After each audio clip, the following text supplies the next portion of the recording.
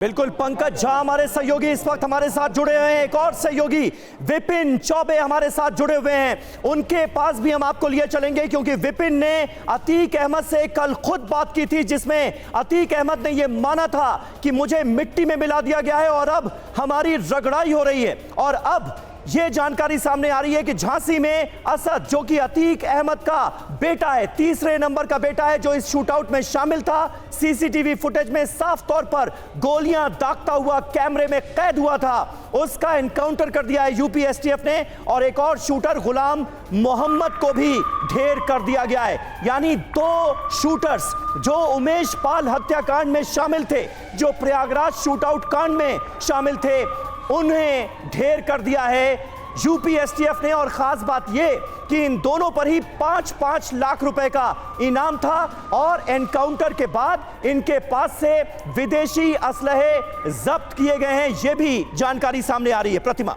तो ये बड़ी खबर है इस वक्त की जिस पर लगातार अब तक हर एक अपडेट हम पहुंचा रहे हैं। यूपी एसटीएफ को बड़ी कामयाबी हासिल हुई है। उमेश पाल हत्याकांड के बाद से लगातार फरार चल रहा था अतीक अहमद का ये बेटा, जिसको अतीक अहमद ने शेर का बेटा कहा था, क्योंकि जब ये हत्याकांड को उसने अंजाम दिया था तो खबर सूत्रों के हवाले से ये भी सामने आई थी कि अपनी पत्नी से बात करते हुए, शाइस्ता से बात करते हुए अतीक अहमद ने कहा था कि उसने बहुत अच्छा काम किया है। लेकिन देखिए यूपी एसटीएफ ने एनकाउंटर में इसे ढेर कर दिया है और इस वक्त का ये सबसे बड़ा अपडेट है। जितेंद्र शर्मा इस वक्त हमारे साथ जुड़ गए। जितेंद्र, एक बड़ी कामयाबी के तौर पर इसे देखा जा रहा है, ना केवल असद बल्कि उसके साथ एक और इस पर एनकाउंटर में ढेर हो गया है।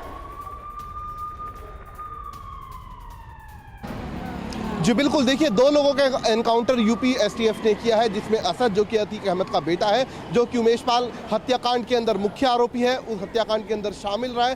साफ तौर पर सीसीटीवी फुटेज में दिखाई भी दे रहा था कि किस तरीके से वो गोली बरसा रहा था। इसके अलावा दूसरा गुलाम है जो कि उसके साथ। और जितेंद्र लौटेंगे आपके पास एक और अपडेट। असद के एनकाउंटर पर यूपी एसटीएफ का बयान भी सामने आया है। क्या कहा एसटीएफ ने? 5 लाख के इनामी असद और गुलाम ढेर, ये यूपी एसटीएफ ने आधिकारिक तौर पर पुष्टि की अपने बयान में। असद गुलाम के पास अत्याधुनिक हथियार बरामद हुए हैं, यूपी एसटीएफ का बयान, यूपी एसटीएफ का स्टेटमेंट। असद के एनकाउंटर पर यह एसटीएफ की तरफ से कहा गया है, असद गुलाम ढेर दोनों के पास हथियार मिले हैं, अत्याधुनिक हथियार मिले हैं। जितेंद्र, यूपी एसटीएफ ने भी कंफर्म कर दिया है अपने बयान में कि क्या हुआ है, एनकाउंटर हो गया दोनों का, अत्याधुनिक हथियार भी मिले। और क्या आप कह रहे थे, प्लीज कंटिन्यू। जी बिल्कुल, देखिए दोनों की लगातार तलाश की जा रही थी। यूपी के तमाम जो यूनिट्स हैं, इसके अलावा जो पुलिस है, वो इन दोनों की तलाश कर रही थी। असद के लिए जो बॉर्डर इलाके हैं वहाँ पर भी नाकाबंदी कर दी गई थी, वहाँ पर भी जानकारी दे दी गई थी। लेकिन इन दोनों के आज झांसी में होने की जानकारी यूपी एसटीएफ को मिली, जिसके बाद वहाँ पर घेराबंदी की गई। और उस दौरान बताया जा रहा है कि जो कि हमारे सूत्र हमें बता रहे हैं कि पुलिस ने बाकायदा इनको सरेंडर करने के लिए बोला, लेकिन असद ने और उसके साथ ही गुलाम ने, इन दोनों ने पुलिस के ऊपर फायरिंग की। और रिटेलिएशन के दौरान जब पुलिस ने फायरिंग की तो दोनों उस मुठभेड़ के दौरान ढेर हो गए हैं। इनके पास से कुछ विदेशी तमंचे मिले हैं, विदेशी पिस्टल इनके पास से बरामद हुई है। इसके अलावा कुछ कैश भी इनके पास से बरामद हुआ है। हालांकि ये भी बीच में कयास लगाए जा रहे थे कि हो सकता है ये सभी, यानी कि जो शाइस्ता है, जो अतीक अहमद की पत्नी है, उसका बेटा असद और जो अन्य आरोपी हैं, सभी नेपाल भाग गए होंगे। लेकिन सुबह यूपी एसटीएफ को इस बात की जानकारी थी कि ये दोनों झांसी के अंदर मौजूद हैं और झांसी में जो लोकेशन है उस जगह पर सुबह तकरीबन 7:30 बजे से यूपी पुलिस ने, यूपी एसटीएफ ने बाकायदा घेराबंदी की हुई थी। और वहां पर घेराबंदी और बीजेपी के, बिल्कुल जितेंद्र, आपको थोड़ी देर के लिए रोकना चाह रहा हूं। बीजेपी के सांसद सुब्रत पाठक इस वक्त हमारे साथ फोन लाइन पर मौजूद हैं। सुब्रत जी, ये बड़ी खबर इस वक्त हमारे सामने है। अतीक अहमद के बेटे असद और उमेश पाल मर्डर केस में शामिल एक और शूटर गुलाम मोहम्मद को ढेर कर दिया है यूपी एसटीएफ ने, क्या कहेंगे आप? देखिए, अपराध का अंत जो है दुखद होता है और मैंने पहले ही कहा था कि अच्छा हो ये लोग सरेंडर कर दें, लेकिन अब पुलिस से मुठभेड़ होती है तो उसका अंत तो निराशाजनक होता ही है।